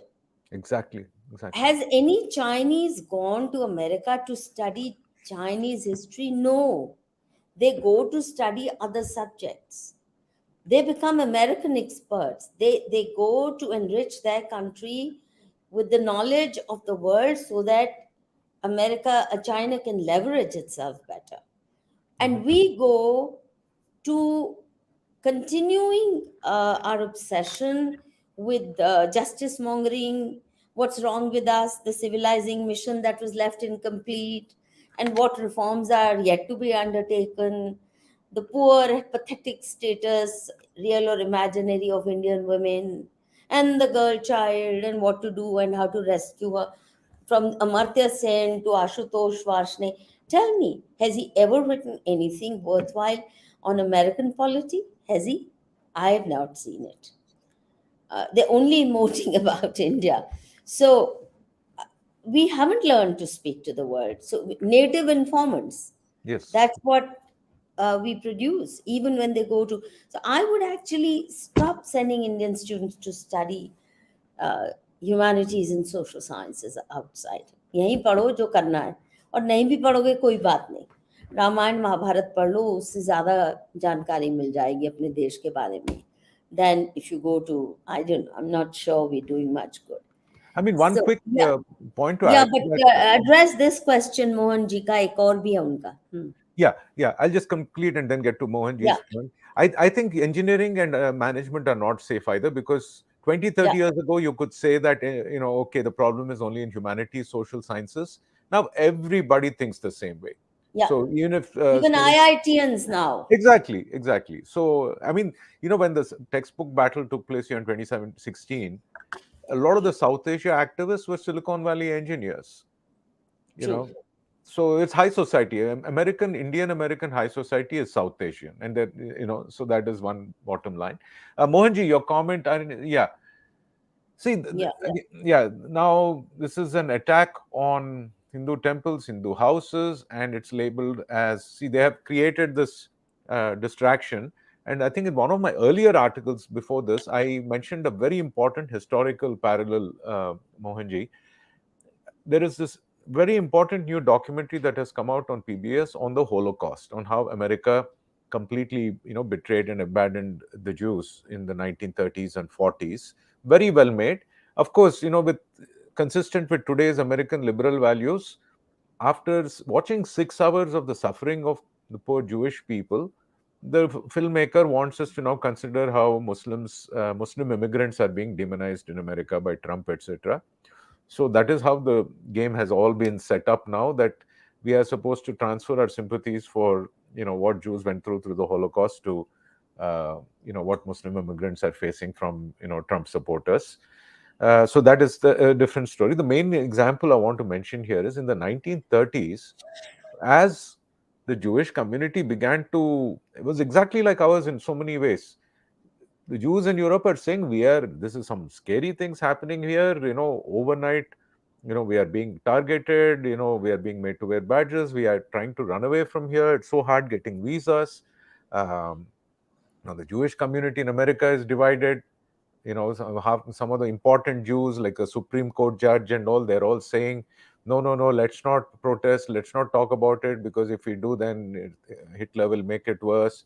So the community is completely divided. Other wealthy Jews, like the owners of New York Times, they don't even want to talk about this because they want to fit into American society. So like how, many rich Indian Americans today, they think that if you talk about Hinduism or what Hindu human right troubles Hindus are facing, they will, America will reject them culturally. It's a lot of similarities, but the biggest similarity is what the Nazis did to distract everybody from what they were about to do. Okay, they created, just like how there is this RSS, BJP, Hindu nationalist trope that is being used to cover up outright naked Hindu phobia against all Hindus. In the 30s, the Nazi government created this label called Bolsheviks. Yeah. And so you have Hermann Goring and all these people giving statements covered in the world press saying, quote unquote, not one Jew has been killed only for being a Jew. Hmm. So they said, we are not against Jews, we are not targeting Jews, we are only targeting communists. So, in the same manner, for 20, 30 years, these people have spent millions or maybe even tens of millions of dollars in creating this literature. But again, in my Sangam Talks thing 2 years ago, I mentioned how it happens, right? Division of labor, the functional organization, starts in academia. You have professors getting grants to promote this idea that there is this entity called Hindu supremacism, which started with Swami Vivekananda and comes all the way to the present. And, it's a Nazi thing and it is endangering Muslims. So, and then from academia, it goes to media, from there, it goes to NGOs. So, thousands of people have jobs and careers, most of them Indians, Indian origin people, to promote this narrative about so called, Hindutva, Hindu nationalism, etc. So now what is happening is, as the danger spills out into the streets, all they have to do is say that, they'll just say Hindutva, like the way the Nazis said Bolsheviks. So Hmm. this is their investment. They have Very invested. well said. Yeah. So they will use it against us. The only advice I can give is what I wrote in the third part. I think more and more every Hindu has to realize We're this. going to have that Oh, separate sorry. session. Okay. Yeah, yeah. We'll save that for later. Yeah. Mm. Yeah. For you. One of the reputed universities I was studying in, an Arab professor passed racist comments on Indian students. Oh, okay. That is interesting, Chad Singh ji, that somebody even complained. I'm glad that Indian students had the clarity and courage and conviction to complain. Now, see, this is the other problem to which I've been writing for the last 2, 3 years. You cannot claim any kind of racism because Hindu phobia is not recognized. Anti-Hindu bias, anti-Hindu anything is not recognized in any institution in America. I know they tried doing a Our few things. own government doesn't recognize Exactly. it. अरे Yeah. क्या बात कर रहे हो? History, our own government doesn't recognize it, which is why our textbooks are still teaching the same old crap. Yeah. किसी को क्या बोलेंगे?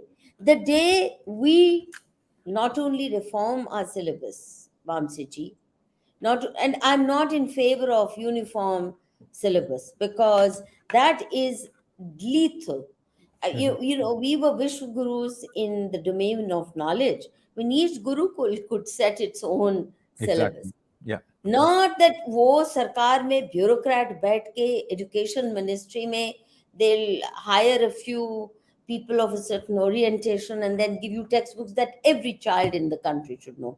So this is brainwashing exercise of the worst kind. Well said. Well said. Even good books should not be all, this uniform syllabus. I'm dead against it. And people think uniform entrance test, uniform this, uniform that. The love of uniformity is actually a desire to turn Abrahamics, Well said. you know. Now, so ये सही है. We must let go of लोग क्या कहेंगे syndrome. बिल्कुल सही बात है. लोगों का बात कहना, punch them in the nose. The world only understands one language, which is power.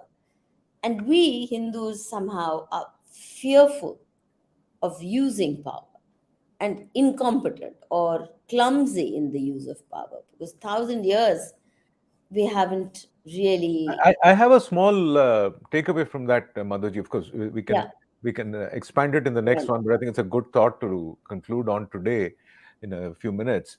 See, I think we have to understand what the source of power is. That we Hindus, where are we going to get power from? And I think we've been looking in the wrong places.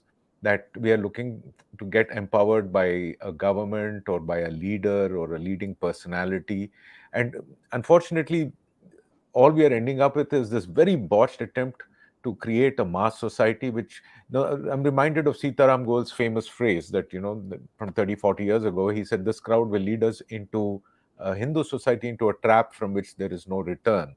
no, no, And now the last 8, 9 years, we are seeing why he might have said that, because I think he saw the psychology, he saw the whole picture. And now I think what we need to recognize as the source of our power is our gods. You hmm, know, it is not going to come from any modern institutions or fictions or imagined communities, if you will, like, this we are not going to all unite under, Vivekananda Swami's statue in Chicago, or under Bharat Mata ki jai slogans. This unity and all that is you know it's a distraction. We are historically polytheistic. There are many of us, like we had many gurukuls, like you said. So right now we are a nation of 1 billion, or a world, a planet of 1 billion gurukuls. Each gurukul is in our own family, right? Where you have the principal and director, which is our aging elders and parents, and we have our तो students. कहाँ, वो भी linguistic cripple, टिटमिट Exactly. अंग्रेजी करने वाली grandma. There was a time kids at least learned their mother tongue from their grandmother. Yeah. Now mothers are not speaking. The nannies and dadis are speaking pidgin English, but not. कहाँ से? It's gone. Except those families that are still not into the, are rural based, are still not anglicized.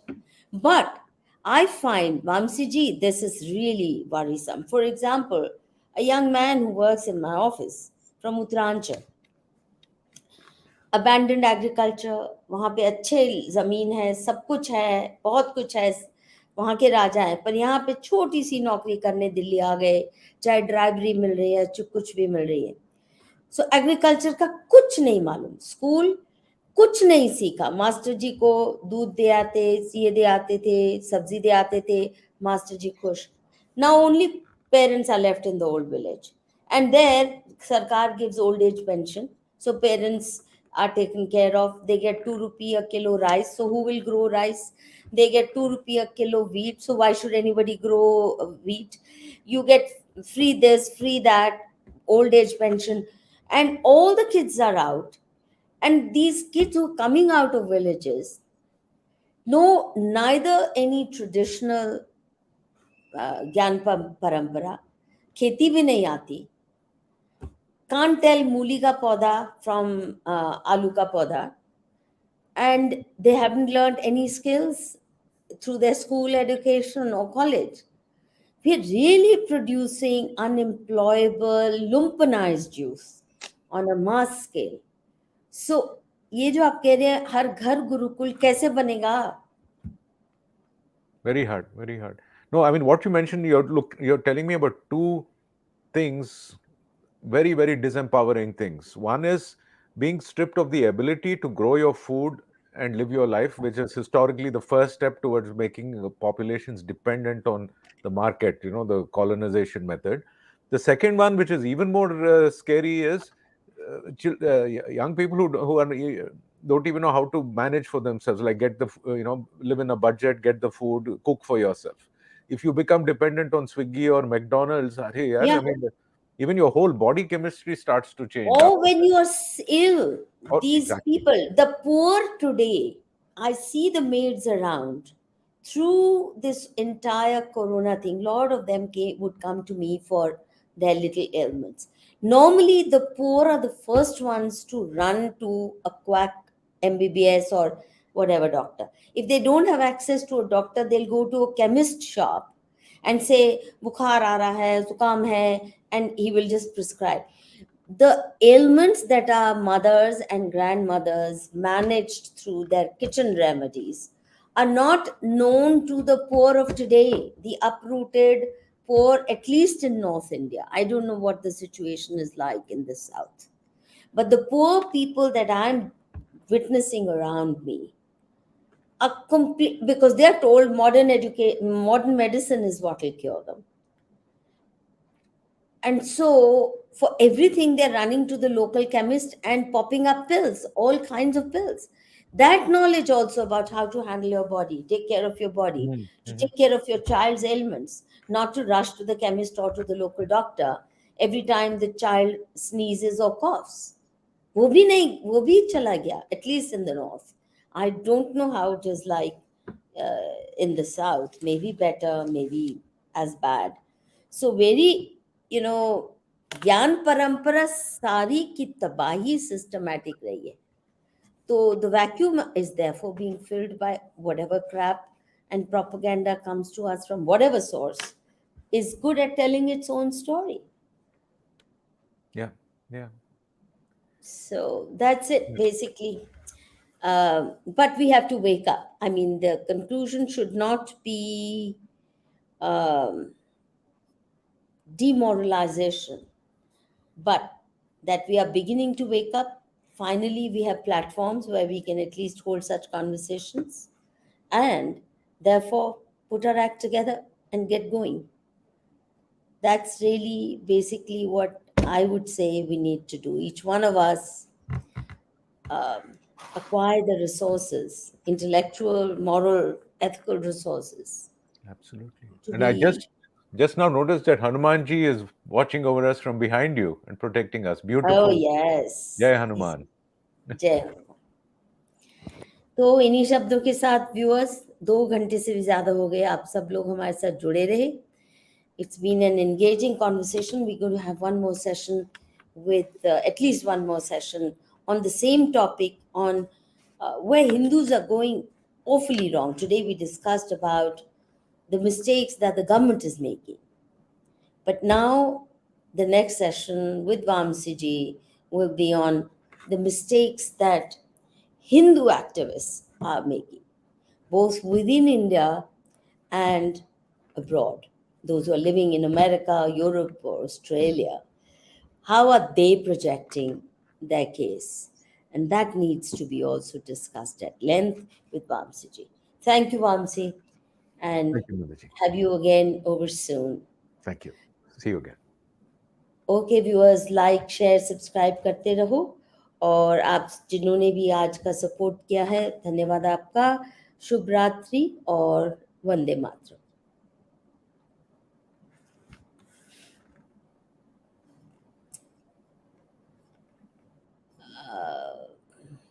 Ji, do like, share, and subscribe. And Admin Ji, let's say good night and close the program, end the broadcast. Thank you. Thank you, friends.